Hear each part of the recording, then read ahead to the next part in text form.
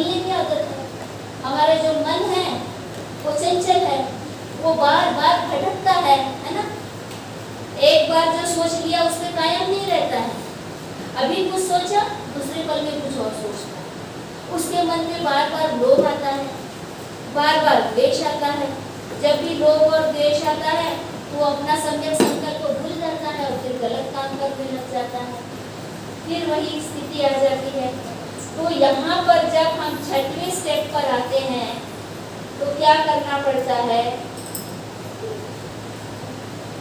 सम्यक स्मृति, सम्यक व्यायाम। पहले व्यायाम है कि पहले स्मृति है? सम्यक व्यायाम। और यहाँ आता है स्मृति, और फिर आता है सम्यक समाधि। और ये तीनों को बोला गया है समाधि।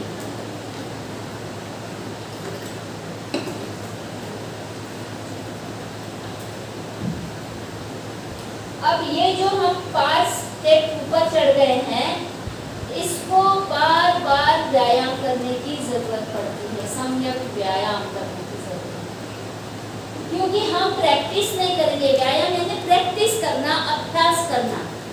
किसी चीज को पक्का करने के लिए हमें उसे बार बार प्रैक्टिस में लाना पड़ता है। लेकिन प्रैक्टिस नहीं करते हैं तो हम भूल जाते हैं, स्मृति नहीं रहती। प्रैक्टिस नहीं करने से क्या होता है? भूल जाते हैं। तो ये छोटेपन में पहाड़ा याद किया होगा, है ना? और पहाड़ा इतना याद किया कि अभी कितने भी पूरे हो जाओ, 70 साल के भी हो जाओगे ना, तभी तुम्हें पूछेंगे कि बोलो 3 का पहाड़ा बोलो या 2 का पहाड़ा बोलो, तो बराबर बोल दोगे। रटा हुआ है, लेकिन वो रटा हुआ है। यहाँ पर रटना नहीं है, यहाँ प्रैक्टिस करनी है। जैसे कुछ सीख लिया है तो उसका उपयोग करना है। जैसे तुमने मैथ्स करना सीख लिया है ना, उसका मेथड तुमको समझ गया है, कैसे उस मैथ्स को छुड़ाना है, ये मेथड सीख लिया है। एक बार किया, 2 बार किया और बाद में बंद करके रख दिया, बाद में उसकी प्रैक्टिस ही नहीं की, तो मेथड ही भूल जाओगे, है ना? भूल जाओगे ना? समझ नहीं आया? अगर बार बार प्रैक्टिस नहीं करेंगे तो क्या होगा? भूल जाएंगे, है ना? फिर दोबारा से सीखना पड़ेगा। भूल जाएंगे तो किसी की मदद लेनी पड़ेगी सीखने के लिए, टीचर बुलाना पड़ेगा। ये जो सम्यक व्यायाम है, इसमें 4 प्रकार के व्यायाम पहले भी मैंने बताया था। ये है हमारा मस्तिष्क। ये क्या है हमारा? मस्तिष्क, ब्रेन। इसमें पहले से बुरे विचार है, मस्तिष्क में पहले से बुरे विचार है, तो सबसे पहले हमको क्या करना है? इसको बाहर निकालना है, सफाई करनी है। बहुत सारी घास उगी है, जंगली घास उगी है, पत्थर है, तो उसको हमें क्या करना पड़ेगा? बाहर निकालना पड़ेगा, सफाई करना पड़ेगा। अब इधर से निकालते हैं, इधर से ये घुसने की कोशिश करता है, तो यहाँ पे हमको क्या करना पड़ेगा? लॉक। यहाँ पे क्या करना पड़ेगा? लॉक करना पड़ेगा कि जिस बुराई को हमने माइंड से बाहर निकाला है वो दोबारा माइंड में ना आए। एक प्रैक्टिस ये हो गई बाहर निकालने की, दूसरी प्रैक्टिस ये हो गई उसको फिर से ना आने देने। कितने व्यायाम हो गए? 2 व्यायाम हो गए। अब ये यहाँ पे बाहर निकाला, यहाँ लॉक कर दिया, अंदर नहीं आने दिया। अब हमको एक तीसरा रास्ता खोलना है। तीसरा रास्ता कौन सा खोल रहे? जैसे अभी हम ज्ञान ले रहे हैं, ज्ञान का रास्ता खोलना है। फिर यहाँ से अच्छे विचार आ रहे हैं, अच्छे विचार आ रहे हैं अंदर। तीसरा रास्ता खोल दिया हमने, तीसरी आंख, प्रज्ञा की आंख खोल दी हमने, जहाँ से हम ज्ञान ले रहे हैं, अविद्या को दूर करके ज्ञान ले रहे हैं कि क्या हमारे लिए सही है, या हमारे परिजनों के लिए सही है, तो उसको अंदर आने के लिए ये रास्ता खोल दिए हैं। बहुत बहुत ज़रूरी है ये। कुछ लोगों को ये ज़रूरी नहीं लगता, लेकिन ये व्यायाम सबसे ज़्यादा ज़रूरी है, क्योंकि जब तक हम ज्ञान नहीं लेते हैं हम अंधविश्वास में पड़े रहते हैं, कर्मकांड में पड़े रहते हैं, दिखावे में पड़े रहते हैं, है ना, और पाखंड में पड़े रहते हैं, मिथ्या दृष्टि में पड़े रहते हैं और सारे गलत डिसीजन लेते रहते हैं। तो ये जो सम्यक दृष्टि आएगी वो किससे आएगी? यहाँ आएगी। अच्छे विचार, अच्छा ज्ञान लेने से सम्यक दृष्टि आती है। इसको अंदर आने दिया। अब ये अंदर आने के बाद ये चाहता है कि इधर से निकल जाए, तो क्या करना है? यहाँ पे लॉक कर देना है ताकि ये बाहर न निकले। कितने प्रकार का व्यायाम हो गया? ये चौथे प्रकार का। 4 व्यायाम हो गए। इन चारों को बोलते हैं सम्यक व्यायाम। कितने प्रकार का है सम्यक व्यायाम? 4 प्रकार का। अपने कॉपी में लिखना। सबसे पहले क्या करना है? हमारे माइंड में जो मिथ्या दृष्टि है, बुरे विचार है, गलत सोच है, उसको बाहर निकालना, ये पहला व्यायाम है। दूसरा व्यायाम क्या है? लिखकर दूं क्या? हाँ जी, जाओ। बुरे विचार या मिथ्या दृष्टि को नष्ट करना, ये पहला व्यायाम। दूसरा व्यायाम क्या है? ये तुम पूरा लिखना। इसको दोबारा आने न देना। दिख रहा है क्या? दूसरा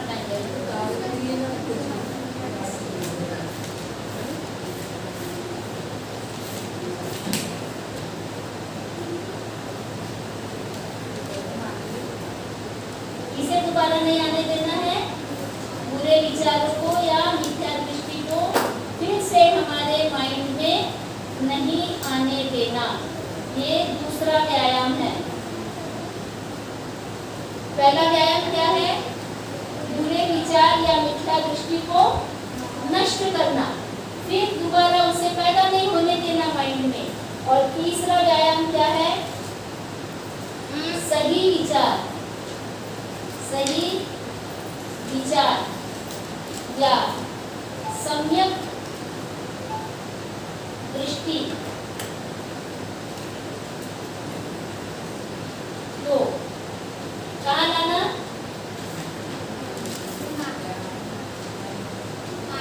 माइंड में। हाँ, माइंड में लिखो क्या? माइंड में लेना, ये तीसरा व्यायाम। और चौथा क्या है? सम्यक दृष्टि को, सम्यक दृष्टि या सही विचारों को बनाए रखना। बनाए रखने का मतलब उनकी रक्षा करना।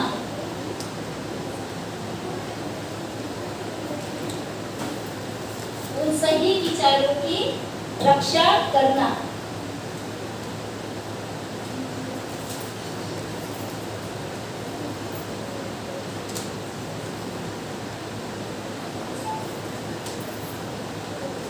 समझ गया?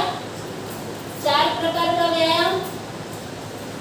अब ये वाला काम भी कहाँ हो रहा है? कहाँ हो रहा है ये काम?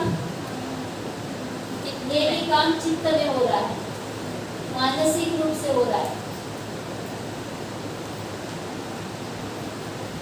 माइंड में हो रहा है तो मानसिक रूप से हो रहा है ना। फिर इसको कृति में फिर वापस उतारते हैं, तो फिर ये फिर से देह से होता है।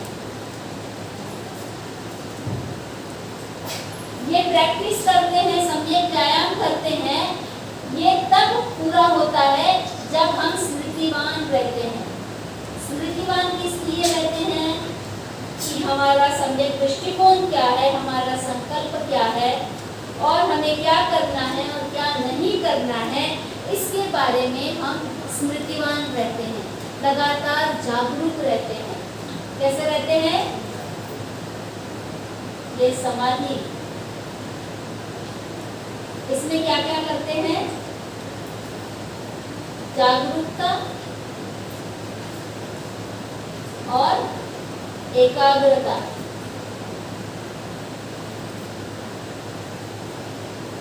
समाधि में क्या होता है? जागरूकता और एकाग्रता। सम्यक व्यायाम इस तरह का करते हैं, 4 प्रकार का, और उसके लिए हम स्मृतिवान रहते हैं कि हमने ये संकल्प किया था, जो सही सोच है वो ये है, इसके अकॉर्डिंग हमें ऐसे काम करने हैं, कुशल कर्म करने हैं, सम्यक वाणी बोलनी है, सम्यक आजीविका करनी है, इसके बारे में हम स्मृतिवान रहते हैं। मतलब ऐसा नहीं कि आगे बढ़ गए तो ये पीछे का कोई जरूरी नहीं है, इसको बार बार हमें याद रखना पड़ता है और इसलिए याद रखने के लिए जागरूकता बहुत जरूरी है।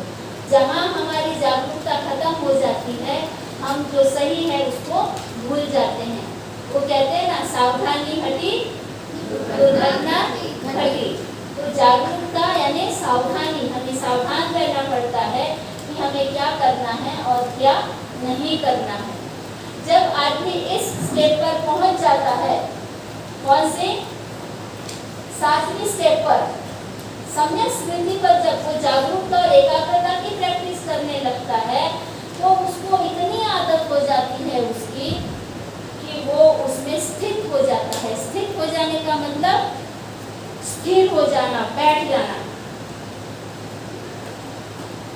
मतलब उसका जो मन है फिर वो इधर उधर नहीं भटकता, पक्का याद हो जाता है कि मुझे क्या करना क्या नहीं करना है। किसको याद हो जाता है? यहाँ जैसे हम अपने कंप्यूटर में डेटा डालते हैं, उसमें इनपुट देते रहते हैं ना, बहुत सारी बातें उसमें लिखते रहते हैं, फाइल बनाते हैं, उसको सेव करते हैं, फिर उसको बार बार हम कभी फाइल खोलते हैं, फिर एडिट करते हैं। तो जैसे ही हम वहाँ पर सर्च करने जाते हैं, एक अक्षर भी लिखते हैं तो पूरा फाइल खुल जाता है, सब आ जाता है। कंप्यूटर की प्रैक्टिस है या नहीं पता नहीं, लेकिन हमारा जो माइंड है वो कंप्यूटर की तरह काम करता है। यहाँ पर जो जो हम चीज़ें दे रहे हैं, इनपुट दे रहे हैं ना, जिसको हम संस्कार बोलते हैं, वो माइंड में सेव होते चला जाता है। और हम बार बार क्या सेव कर रहे हैं? सही नजरिया, सही सोच, कुशल कर्म करने का संकल्प, सम्यक आजीविका का संकल्प, बुरे विचारों को बाहर निकालना है, अच्छे विचारों को लेना है, अच्छे विचारों की रक्षा करनी है, उन्हें बाहर नहीं निकलने देना।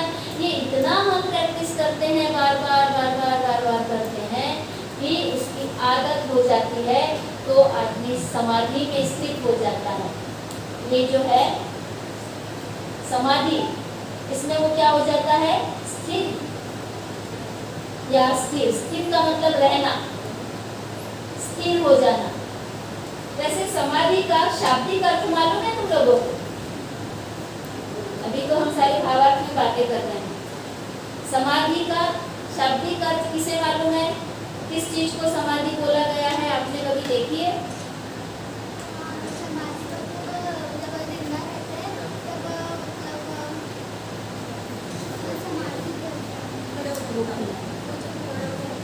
हाँ नहीं, बताओ किस चीज को समाधि बोलते हैं? जो भी तुमने देखा हो अभी तक।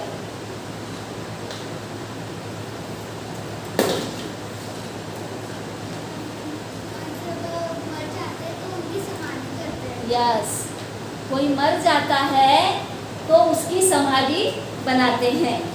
बिल्कुल सही जवाब दिया है। उसको आज तक हमने देखा कि लोग उस चीज को समाधि बोलते हैं।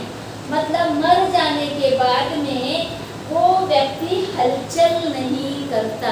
वो शरीर हलचल करता है क्या? उसके हार्ट बीट्स रुक जाते हैं, उसकी गतिविधि रुक जाती है, उसका माइंड भी काम करना बंद कर देता है, सांस लेना बंद कर लेता है, पूरी तरह से वो स्थिर हो जाता है और वो दोबारा जिंदा नहीं होता ना, पक्का ना। तो उसको जमीन में गाड़ते हैं और उसके ऊपर समाधि बनाते हैं। तो तो वो समाधि में स्थित हो जाता है, मतलब वो स्थिर हो जाता है, अब वो हलचल नहीं कर सकता।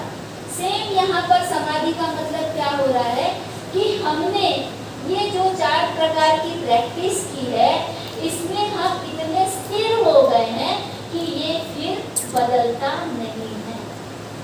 ये आदतें हमारी बदलती नहीं है, अपने आप हमारा माइंड सही राह पर चलने लगता है, मतलब सही काम करने में स्थिरता आ जाती है, फिर बुरा विचार नहीं आता, वो प्रैक्टिस करने की भी ज़रूरत खत्म हो जाती है, अपने आप हो जाता है। जैसे कि हमारे घर का रास्ता हमें पता है, हम स्कूल जाते हैं, स्कूल से रोज घर वापस आते हैं, तो हमें इतनी हैबिट हो जाती है, हमारे माइंड को वो रास्ता इतना याद हो जाता है कि हमें किसी से पूछना भी नहीं पड़ता और उधर देखना भी नहीं पड़ता, हमारे कदम अपने आप अपने घर के रास्ते की तरफ चलने लगते हैं।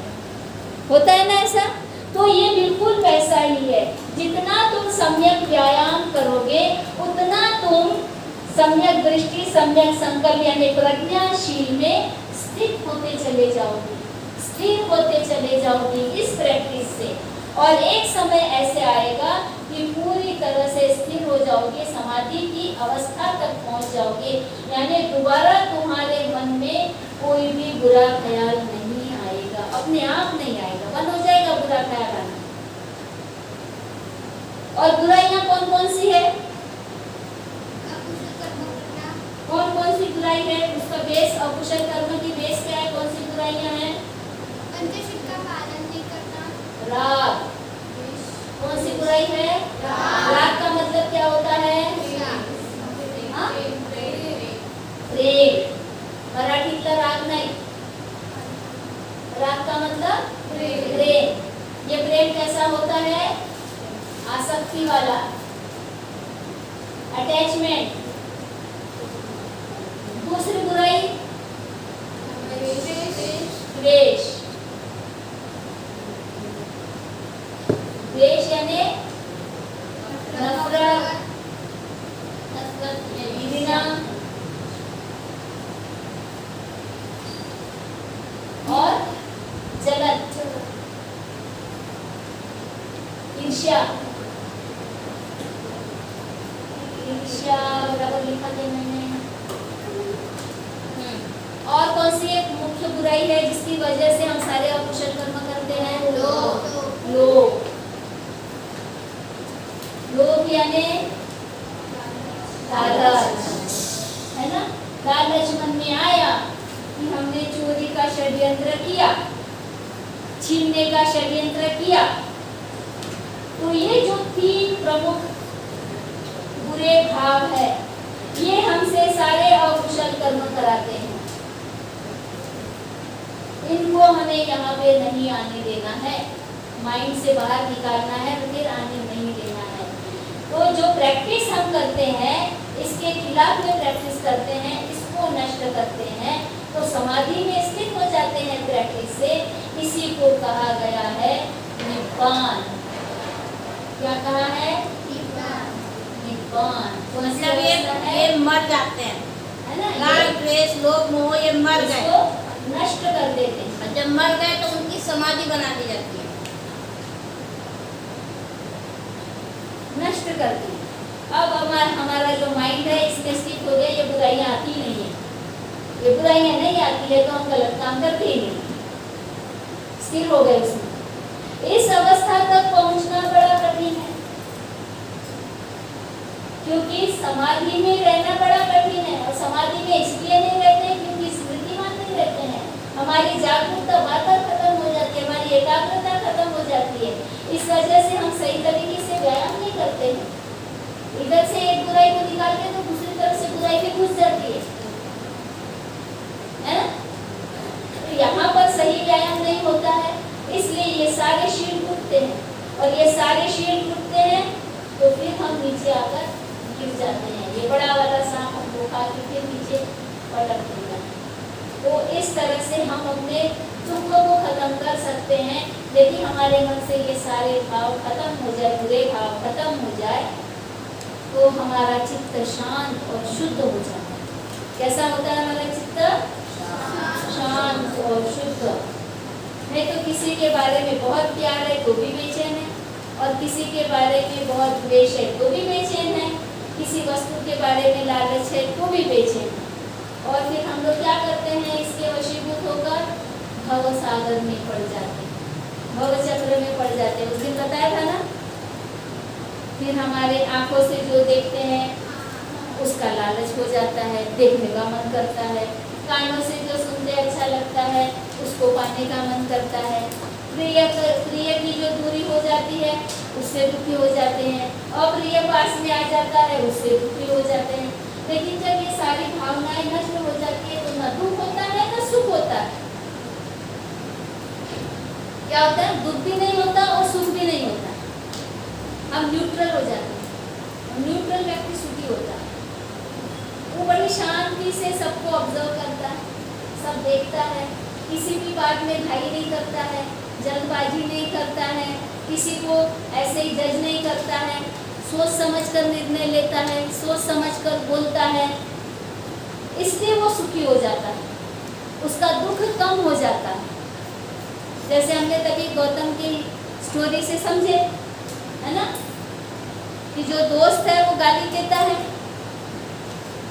तो गाली देता है तो हमने बदले में उसको गाली नहीं देना है, बल्कि शांत चित्त रखना है।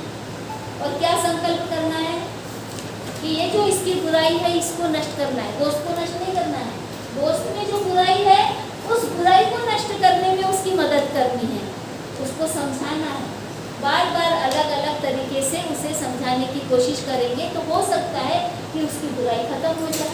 तुमसे नहीं होता है तो किससे मदद लेंगे? मार्गदर्शक से मदद लेंगे ना, है ना। अगर हमसे नहीं होता है तो मार्गदर्शक हमारी हेल्प करेंगे, वो बताएंगे कि उस दोस्त को कैसे धर्म के रास्ते पे लाया जाए, उसकी गाली देने की आदत को कैसे छुड़ाया जाए, उसकी नशे की लत को कैसे छुड़ाया जाए। ये सम्यक संकल्प करेंगे, ना कि उसके बराबर हम भी वैसे ही हो जाएंगे। तो बहुत सुंदर रास्ता बताया है बुद्ध ने। अब इस पर हम लगातार चल रहे हैं तो यहाँ पर वो जो घास है ना, जंगली घास, वो नहीं उगेगी, कांटे वाली घास नहीं उगेगी। जिस रास्ते पर से लोग लगातार चलते हैं वहाँ पर घास नहीं उगती है। कौन सी घास उगती है अगर अष्टांग मार्ग पर नहीं चलो तो? कौन बताएगा? क्या होता है? नहीं, अगर अष्टांग मार्ग पर नहीं चलेंगे तो किस तरह की घास उगती है? कांटे वाली घास। वो तो रास्ते पर। मैं बताया अंधविश्वास। कौन सी घास उगती है इस पर नहीं चलेंगे तो? अंधविश्वास और कर्मकांड और